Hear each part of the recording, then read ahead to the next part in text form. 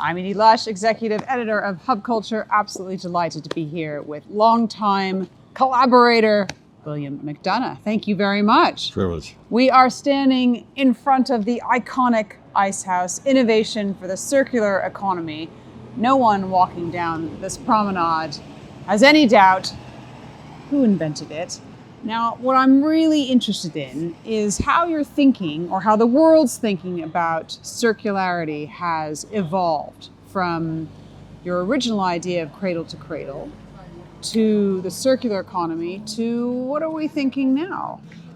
Now we're thinking about the circular carbon economy. Okay, tell me how that's evolved. Well, if you think about the cradle to cradle, we design things to go back to nature or back to technology without contaminating each other. The circular economy sees the world that way now, thankfully. We've presented it in China 2 decades ago. It's presented here in 2015, and it's been taken up.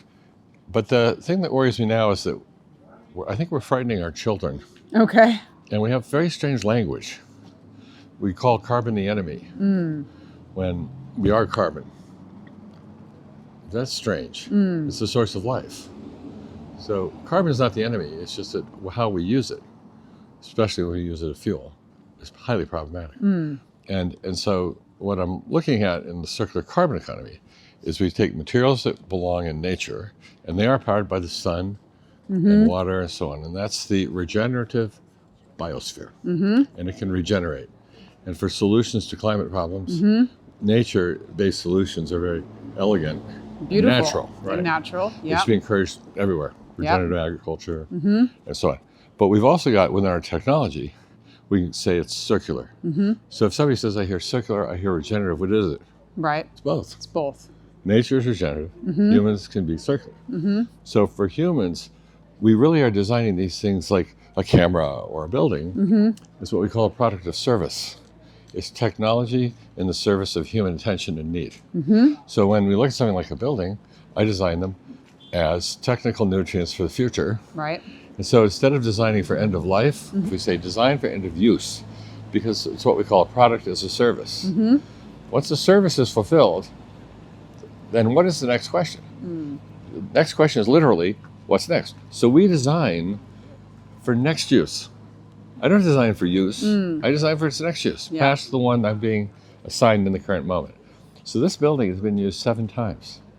It's designed for next use. It can be used ad infinitum, for all intents and purposes.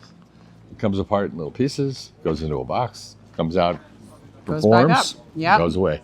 So I think that's really the key. And the carbon equations are as critical as any other equation. So we say the circular carbon economy, because carbon is both a material and a fuel. That makes it special. What do you think is new this year about how the conversation at Davos has been evolving that you might be surprised about or delighted about? We've always had the issues of social concern, and even the issues of environment, social and economic, that came together in the Earth Summit in '92. But they came up as kind of 3 circles that overlap, Venn diagrams, and you're not quite sure how they relate to each other. And people will focus in on the economy or the environment or social. That whole notion that they all are one thing is front and center, and we saw that in COP27. So we have nots, we have this, we have that. And I think as far as the questions on energy and climate has certainly risen to where it belongs at the top of the environment agenda, but we've also got the biodiversity questions and the rest sitting in it. But I think now we're starting to see they are all one thing. And so it's starting to evidence itself everywhere. So I think that's a good thing. We also, because we have an economic concern being addressed here at a World Economic Forum, is we have to look at it as demand and supply too. Yeah. So every time we see somebody doing something and say, oh, we really wish you weren't doing that. Like taking more oil out of the ground. Right. Well, then you can also look at people and say, I wish you would stop making things that require oil. Because you can't, in one side, tell somebody stop oil, and on the other side, we make products that need your oil, and we want you to make more of it cheaply. These are conflicting messages. And once we see them coming together, we can see that the future probably wants to be powered by hydrogen. Carbon wants to be durable and not fugitive. Yeah. And the integration of these things is going to become an issue. and that the biggest celebration is going to be in living carbon, which is nature and the biosphere, operated by the sun, working with water and soil.